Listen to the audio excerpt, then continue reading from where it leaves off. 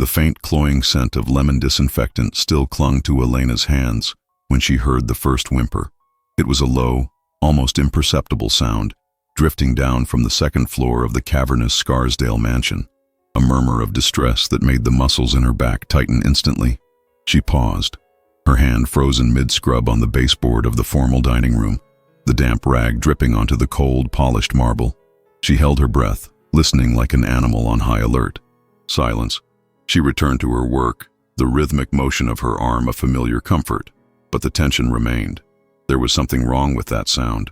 After 2 years of cleaning this house, she knew its every noise, every creak of the floorboards, every sigh the old walls seemed to exhale. And that sound, it wasn't normal.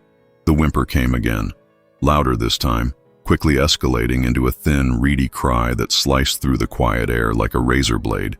Elena dropped the rag at once, her hands still damp as she wiped them on her worn, gray apron. The sound was coming from upstairs, from the pale pink nursery she cleaned with such reverent care every morning, touching only what was necessary, her movements gentle around the scattered toys and the tiny folded clothes. "Where's the nanny?" she murmured to herself, her voice swallowed by the vastness of the foyer as she took the grand, sweeping staircase 2 steps at a time. Her rubber-soled sneakers made a soft, urgent padding sound against the plush crimson runner that muffled her ascent. The crying grew louder with each step, more desperate, tearing at the oppressive silence of the house like a primal scream for help. Elena reached the partially open nursery door and peered inside. The baby, Sophie, was in her crib, her tiny face red and contorted in agony, her little fists batting at the air. Her small body trembled with the force of each sob. And Elena felt it, a sharp, familiar pang deep in her chest, a phantom ache she tried so desperately to ignore every single day. "Mr. Sterling?" she called out, her voice echoing down the empty sunlit hallway. "Mr. Sterling?" she tried again, louder this time. His home office was on the same floor, but the heavy oak door was closed. She knew he had important meetings in the morning, that he hated to be interrupted. But the baby's cries were becoming hysterical, a high-pitched, piercing sound that seemed to drill into her eardrums and awaken something deep and dormant in the pit of her stomach. She pushed the door open and stepped inside, her hands trembling slightly. The room smelled of baby powder and soft cotton, with a faint, calming scent of lavender from a diffuser on the dresser. She approached the crib, her heart aching as she looked at Sophie's blue eyes, swollen and puffy from crying, her rosy cheeks wet with tears. "What is it, little one?" she whispered, reaching a hesitant hand to touch the baby's forehead. "No fever." "Where is Helen?" Helen, the nanny, was supposed to be here. She was always here in the mornings. Elena's eyes scanned the room, searching for an explanation. She found it. A note, stuck to the corner of the ornate dresser mirror. "Family emergency. We'll be back this afternoon." Elena felt her blood run cold. It was nearly 10 a.m. Sophie had been crying for at least 15 minutes, and from the frantic way she was thrashing, it had likely been much longer. Elena tried to soothe the baby with a gentle hand on her tummy, whispering the same sweet Spanish words of comfort her own mother used to whisper to her. But nothing worked. The crying only intensified, and Elena felt something inside her chest begin to fracture. It was as if each of Sophie's tears was a tiny chisel, chipping away at the wall she had built around her heart, bringing back memories she had sworn to bury forever. Memories of another cry, another baby, other endless, sleepless nights. "Please, stop," she murmured, carefully lifting Sophie from the crib. The baby's warm, trembling body contorted against hers, and Elena inhaled the sweet, milky scent of an infant mixed with the salt of her tears. "Mommy's here." The word escaped her lips before she could think, a reflex from a life she no longer lived. "Mommy." Elena froze for a second, horrified at her own slip, but Sophie seemed to quiet slightly at the contact, her cries softening to whimpers. Elena began to pace the room, rocking the baby gently, humming a lullaby that rose from some deep, forgotten well of her memory. But the relief was short-lived. Sophie began to cry again, this time with a different, more urgent edge. Elena recognized the sound instantly. It was hunger, a raw, desperate hunger, and there was no one here to feed her. She hurried down the stairs to the kitchen, still holding Sophie, who was now wailing in earnest. She flung open the state-of-the-art refrigerator, searching for bottles, Formula, anything. She found a few pre-made bottles of formula, but when she tried to offer one to the baby, Sophie rejected it violently, turning her head away and crying even louder, arching her back in protest. "It can't be," Elena whispered, trying again, but Sophie pushed the bottle away with surprising strength. The crying was now a continuous, desperate scream that made Elena's entire body tremble. And then it happened. A strange, tingling sensation spread across Elena's chest, a feeling she hadn't experienced in 2 long years.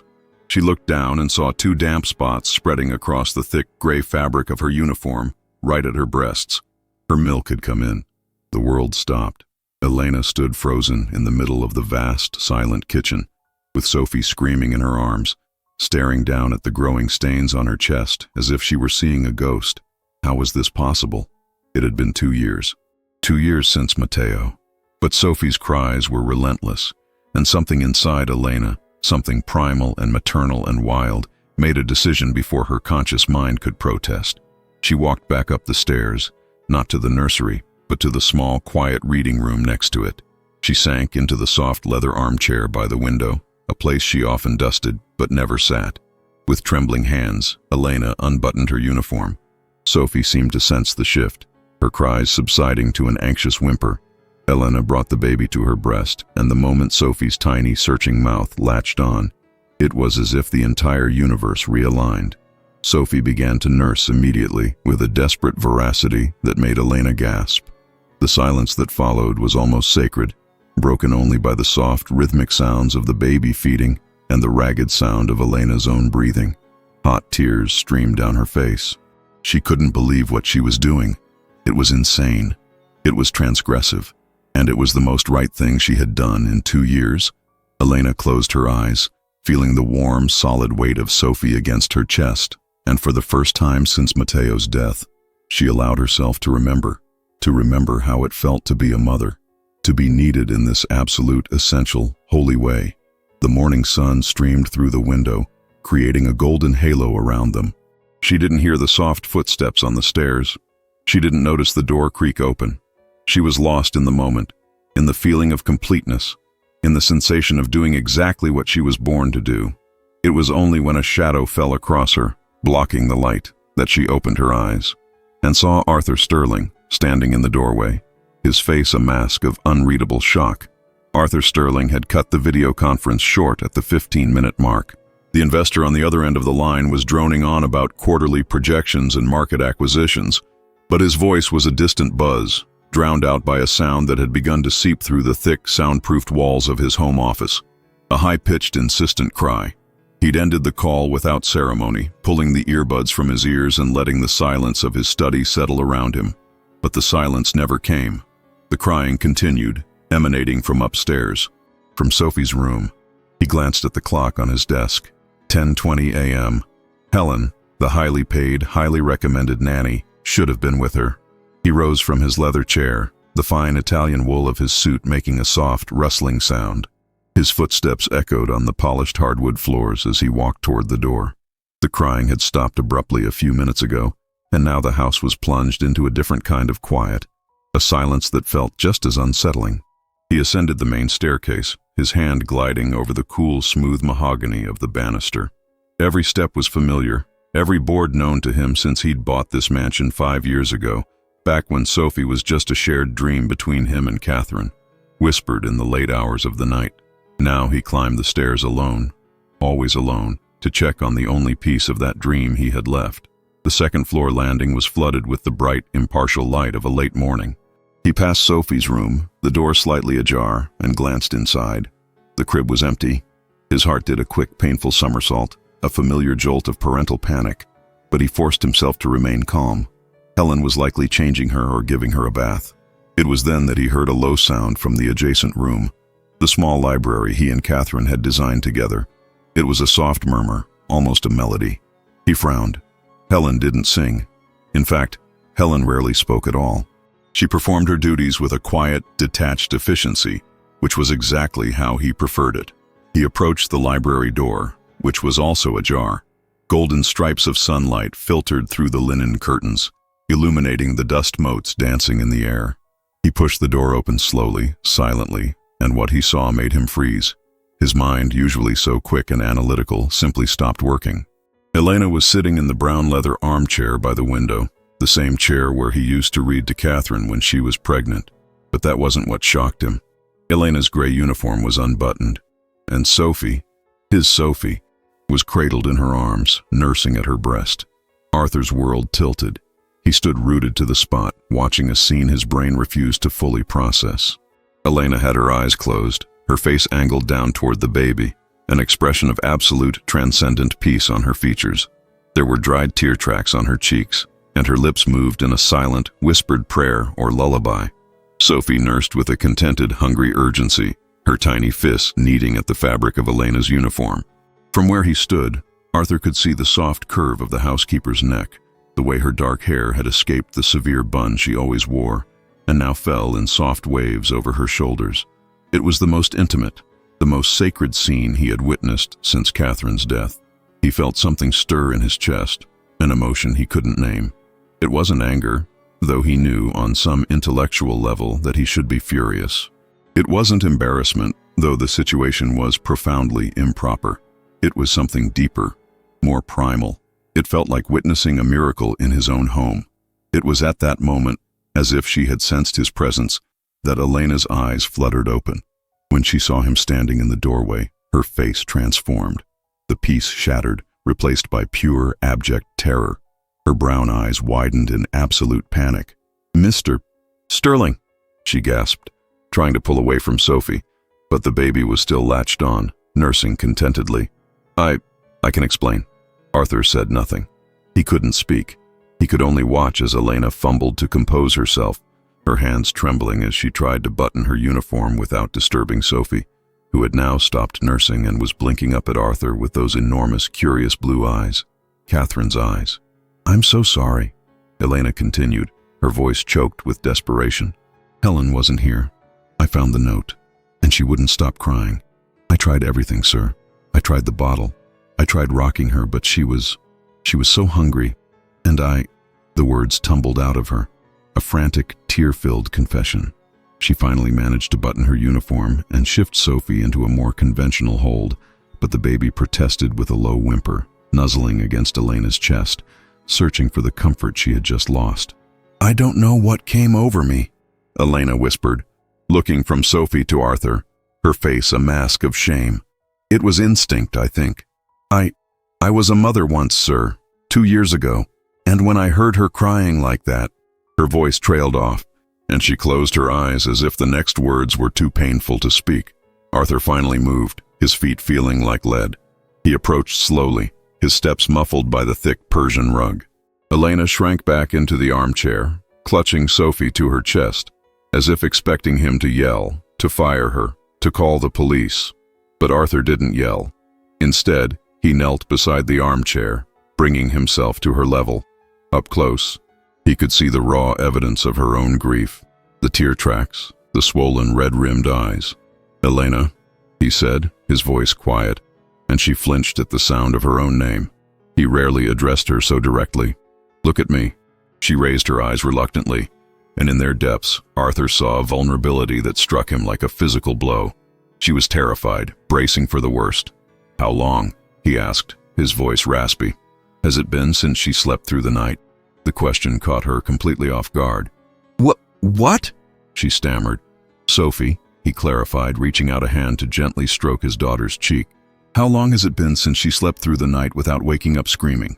Elena blinked, confused by the turn in the conversation.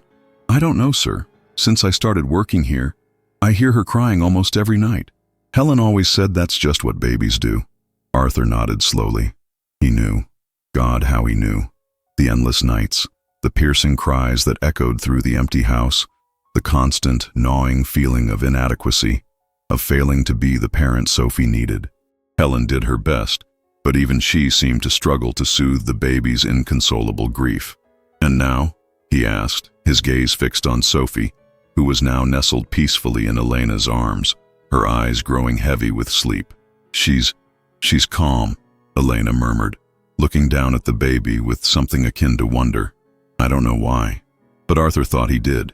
He had read all the books, consulted all the pediatricians, tried every swaddling technique and white noise machine on the market, but nothing had prepared his daughter for the loss of her mother at 2 months old. Nothing had taught her how to self-soothe without the scent, the touch, the presence of the woman who had carried her. And now, for the first time in months, Sophie was completely, utterly relaxed, in the arms of a stranger. No, not a stranger. A mother. "Elena," Arthur said again, his voice lower now. "Tell me about your son."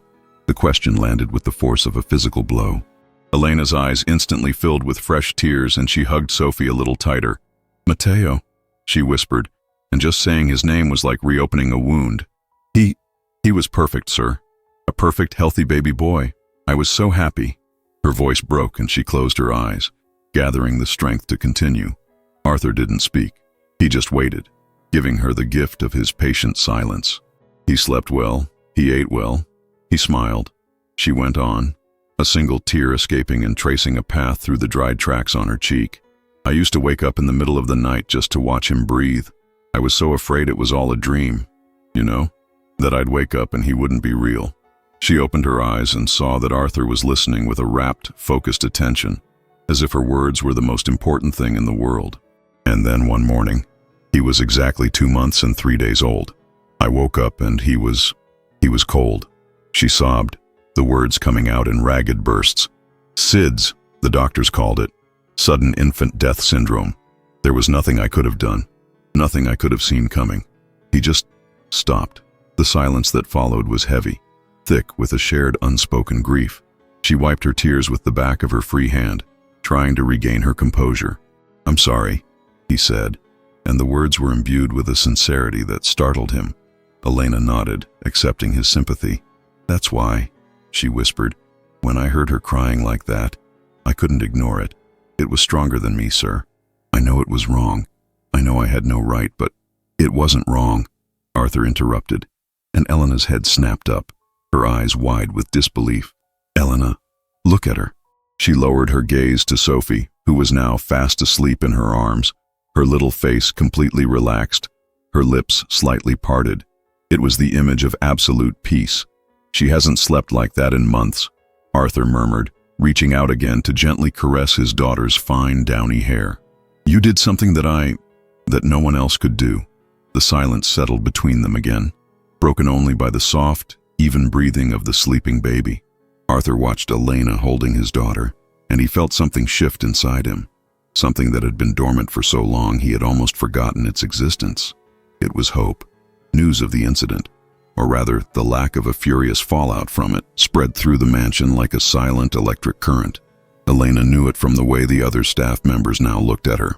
There were furtive glances in the hallways, whispered conversations that ceased the moment she entered a room, and tight, false smiles that never reached their eyes. Mrs. Gable, the formidable head housekeeper, was the first to confront her directly. "Elena," she said, planting herself in the middle of the kitchen, her arms crossed over her chest like a fortress. "I need a word with you." Elena was at the sink, her hands submerged in hot soapy water, scrubbing the lunch dishes. The scent of detergent mingled with the lingering aroma of garlic and herbs. She didn't turn around, but her shoulders tensed automatically. "I'm busy, Mrs. Gable," she murmured, scrubbing a plate with more force than necessary. "Too busy to explain what you were doing this morning?" Mrs. Gable retorted, her voice laced with a poorly disguised venom. "Because I've been hearing things that make me question whether you understand your place in this house." Elena finally turned, drying her hands on her apron. Mrs. Gable stood with the rigid posture of someone accustomed to wielding absolute authority within her domain. Her gray hair was pulled into a bun so tight it seemed to stretch the skin at her temples. She had worked for the Sterling family for 15 years, long before Elena had arrived, and she never let anyone forget it. "My place," Elena repeated, trying to keep her voice even. "Your place is to clean, to scrub, to organize," Mrs. Gable said, practically spitting the words. "It is not to do what you did with that child this morning. For God's sake, Elena, what were you thinking?" Elena felt a hot flush of anger rise to her cheeks. "I was thinking about a baby who was screaming her lungs out because there was no one there to care for her. Helen is paid very well to do that." "Helen wasn't here," Elena snapped, her patience finally fraying. "She left a note about an emergency." Sophie was alone. She had been crying for hours, and Mr. Sterling was in a meeting. What was I supposed to do? Let her cry until she choked? Mrs. Gable took a half step back, clearly taken aback by Elena's uncharacteristic outburst. The housekeeper had always been quiet, submissive, someone who kept her head down and did her job without question. This version of Elena, with her eyes flashing with anger and her voice thick with emotion, was an unknown quantity. "You should have called Mr. Sterling," Mrs. Gable said, but her voice had lost some of its conviction. "I did. Twice. He didn't answer." "Then you should have waited. While a baby suffered?" The question hung in the air, heavy and charged. Elena could see in Mrs. Gable's eyes that the housekeeper had no real answer, but she also knew it didn't matter. What mattered were the unwritten rules of this house, the invisible hierarchies that dictated who could do what. "What you did was improper, Mrs. Gable said finally, her voice lower now, but still firm. "A cleaner does not do that, especially not with the master's child." "Do what, Mrs. Gable? Show compassion? Care? You know very well what I'm talking about," she retorted, her cheeks flushing slightly. "What you did was intimate, personal. It crossed every conceivable line." Elena felt something inside her break. It wasn't just anger now. It was a deep, aching pain. Pain at being judged for doing what any mother would do, for having her act of love twisted into something dirty and shameful. "I saved that baby from hours of misery," she said softly. "If that's wrong, then I don't know what's right anymore." Before Mrs. Gable could respond, the kitchen door swung open, and Marcus, the driver, walked in. He stopped short, sensing the tense atmosphere, his eyes darting from Mrs. Gable to Elena and back again. "Pardon me," he said, clearly uncomfortable. "I was just getting some water." "Come in, Marcus," Mrs. Gable said, quickly regaining her composure. "Perhaps you can help Elena understand a few things." Marcus moved toward the refrigerator, but Elena could feel him listening to every word. He was a middle-aged man who had been with the family for nearly a decade and had always been cordial to her. But now, there was a new caution in his posture. "Marcus," Mrs. Gable continued, "wouldn't you agree that there is a difference between the staff in this house? Between those who work directly with the family and those who keep the house running?" Elena felt as if she'd been slapped. The message was crystal clear. She was being put in her place, reminded that she was just the cleaner, the lowest rung on the household ladder. Marcus closed his water bottle and turned slowly. His eyes met Elena's for a brief moment, and she saw something that surprised her. Not judgment, but something that looked like pity. "I think," he said carefully, "that everyone does what they can with what they have. And sometimes a situation calls for more than just our job description." Mrs. Gable frowned, clearly unsatisfied with his diplomatic response. "What I mean is, there is a natural order to things, a place for everyone." "And what is my place, Mrs. Gable?" Elena asked, her voice laced with a bitterness she couldn't hide. "Because this morning, my place was beside a baby who needed me, and for the first time in 2 years I felt like I was exactly where I was supposed to be." The confession slipped out before she could stop it, and she saw Mrs. Gable blink in surprise. Marcus, too, looked at her more closely, as if seeing her for the first time. "Elena," Marcus began, but he was cut off by the arrival of Helen, the nanny, who rushed into the kitchen with red-rimmed eyes and a tense expression. "I'm back," Helen said quietly, addressing Mrs. Gable. "I'm so sorry. How is Sophie?" The silence that followed was deafening. Elena felt every eye in the room turn to her, and she knew the moment of truth had arrived. Helen didn't know what had happened yet, but she was about to find out. "Helen," Mrs. Gable said, her voice taking on an official tone, "we need to discuss some irregularities that occurred in your absence." Helen frowned, her gaze shifting from Mrs. Gable to Elena. "What kind of irregularities?"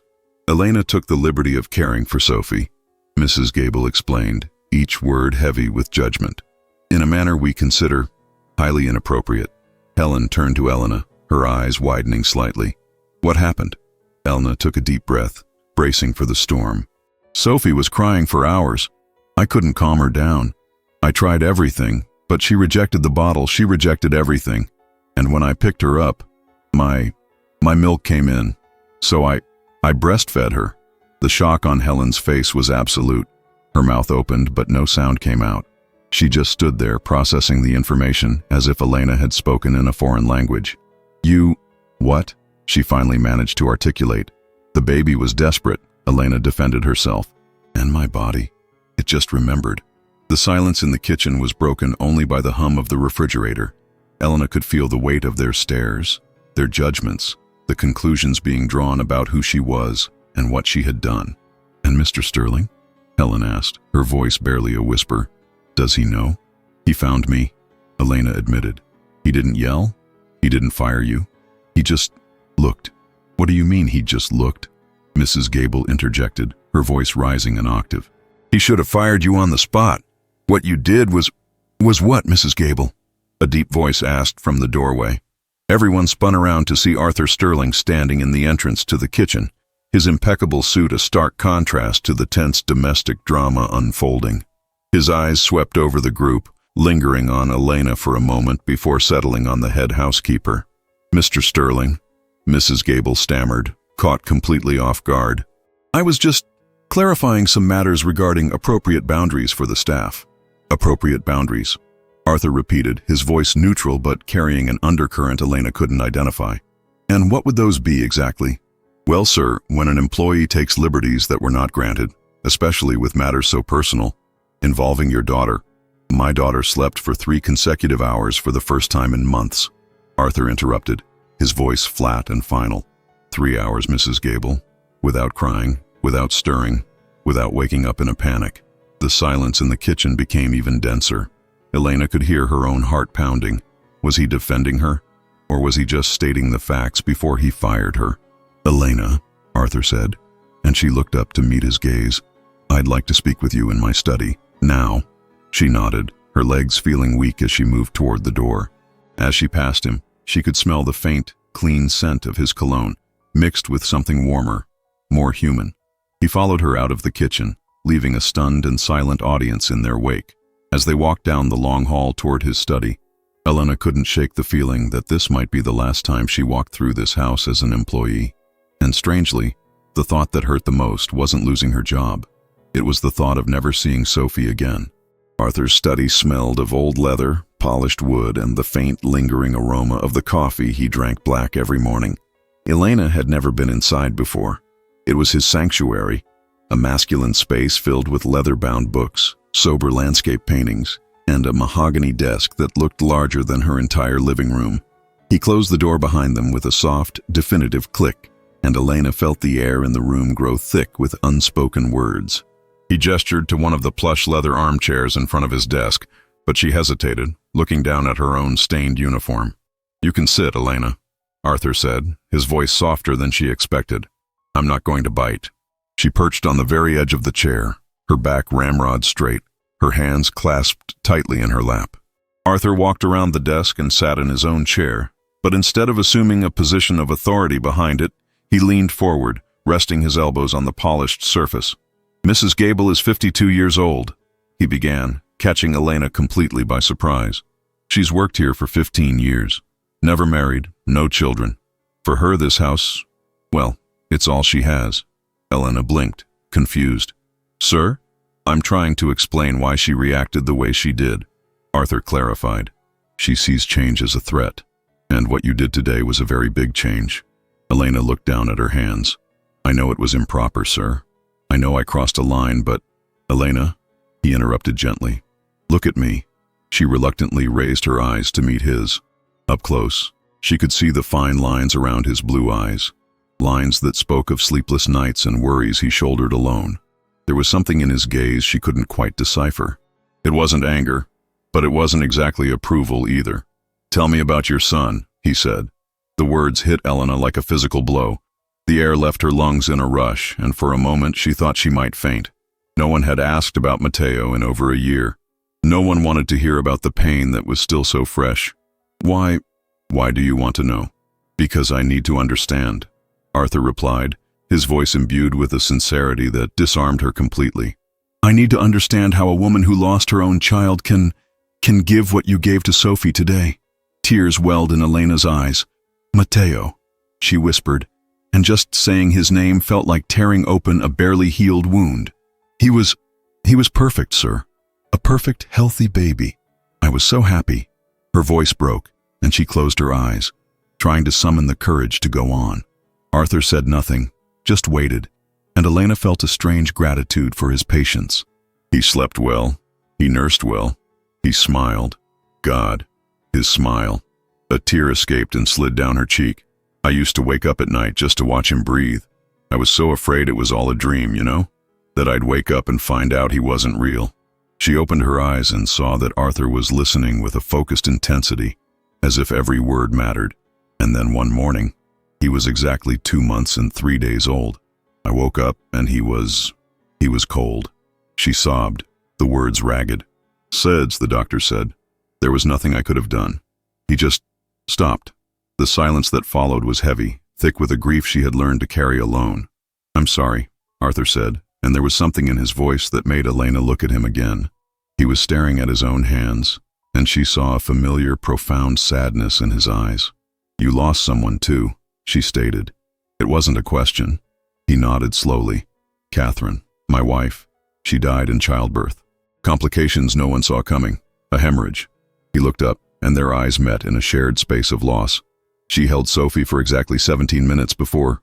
He didn't finish the sentence. He didn't have to. "That's why," Elena whispered, a sudden, dawning comprehension in her voice. "That's why Sophie cries so much. She misses her mother. The doctors say babies don't have that kind of memory, that they can't miss what they never really knew," Arthur said, but his voice was full of doubt. "But I've always thought they were wrong." "They are wrong," Elena said with conviction. "Babies know. They feel it when a part of their world is missing." Arthur stood and walked to the large window overlooking the garden. Elena could see his reflection in the glass, the tense line of his shoulders. "Do you still produce milk?" he asked without turning around. The question was so direct, so intimate, it made her face burn. I shouldn't," she stammered. "It's been 2 years since Matteo died, but sometimes, when I get very emotional, or when I hear a baby cry, my body, it remembers." "Yes," Arthur said softly. "It remembers." He turned to face her, and Elena saw a new intensity in his eyes that made her swallow hard. "Elena," he said, walking back toward her, "what I'm about to ask you may sound strange, unconventional, but would you consider caring for Sophie, officially?" Elena felt the floor drop out from under her. "What do you mean? Helen is competent. She's a professional, but she cannot soothe my daughter the way you did today. And after what I saw this morning, I think Sophie needs you just as much as you might need her." Tears returned to Elena's eyes, but this time they were tears of disbelief, of a fragile, burgeoning hope. You're offering me Helen's job?" "I'm offering you a new job," he clarified. "Helen will remain as the official nanny to handle the scheduling and logistics, but you would be something more. Someone special to Sophie, her primary caregiver." Elena couldn't believe what she was hearing. "But the cleaning? And what will the other staff say?" Arthur knelt in front of the armchair where she sat, bringing himself to her eye level. The proximity was dizzying. She could smell his clean, masculine scent, see the flecks of gold in his blue eyes. "Elena," he said, his voice low and intense, "my daughter slept today. For the first time in months, she slept peacefully, like a baby is supposed to sleep. You did that." He reached out and gently touched her cheek, wiping away a tear that had escaped. The touch was so tender, so unexpected, it made her gasp. "I don't care what the others say," he continued. "I don't care about conventions or protocols. I care about my daughter. And you are what she needs." Elena closed her eyes, leaning into the warmth of his hand on her face. It was the first gentle touch she had felt from another person in 2 years. The first time she had felt seen, valued, needed. "I don't know if I can," she whispered. "What if I get too attached? What if you save my daughter?" Arthur interrupted. "What if you bring peace back to this house? What if you save us?" Elena opened her eyes and found his gaze so close she could see her own reflection in them. There was a vulnerability there that mirrored her own, a need that echoed hers. "Save us," she repeated in a whisper. Arthur didn't answer with words.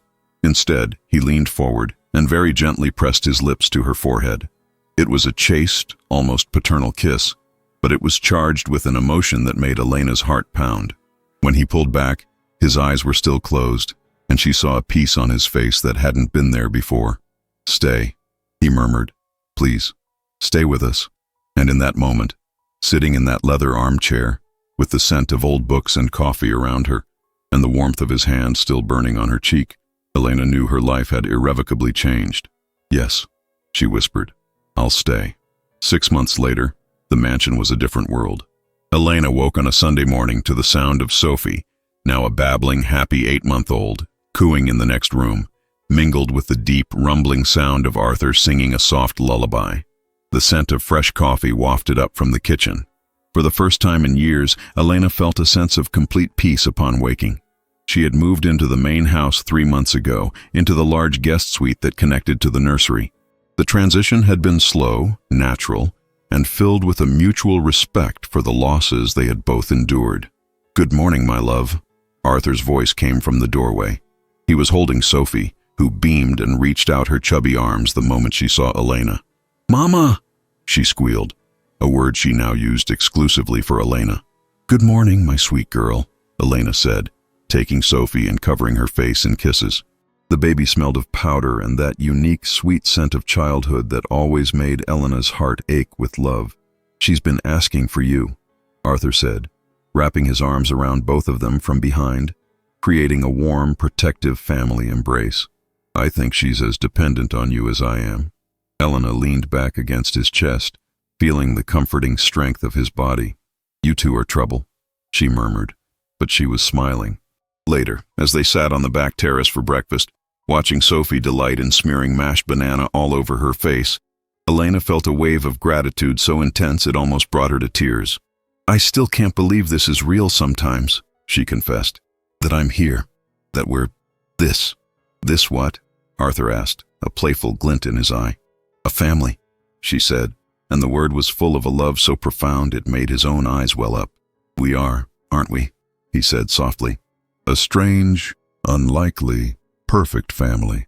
It was then that he stood up, walked to her side of the table, and knelt on one knee. "Elena," he began, taking her hand, "you have brought light back into a world that was only darkness. You are a mother to my daughter in every way that matters. You are my partner, my best friend, my love. I want to make it official." He pulled a small velvet box from his pocket. "Elena Garcia, will you marry me? Will you officially be a part of this crazy family we've built?" Elena looked from the stunning, simple diamond ring to Arthur's hopeful face, to Sophie, who was clapping her hands as if she understood everything. Tears streamed down her face. "Yes," she whispered. "Of course, yes." He slid the ring onto her finger. It was a perfect fit. As he stood to kiss her, the staff, who had been watching from the kitchen doorway, burst out onto the terrace with champagne and flowers. Mrs. Gable, her usual stern expression replaced by a genuine, watery smile, handed Elena a bouquet of white roses. "I suppose," the housekeeper said, her voice thick with emotion, "I'll have to start calling you Mrs. Sterling now." Elena laughed through her tears. "You can still call me Elena, Mrs. Gable." "Mrs. Elena, then," she corrected with the ghost of a smile. "Some protocols must be maintained." Looking at the scene, at Arthur holding Sophie, at the happy faces of their staff, at the sun-drenched garden, Elena knew she was finally home. She had walked into this house as a broken woman, a grieving mother just trying to survive. Now she was part of a family, a bride-to-be, and a mother again. She had discovered that love wasn't about biology or bloodlines. It was about showing up. It was about choosing to care. And sometimes the most broken hearts are the ones with the most love left to give.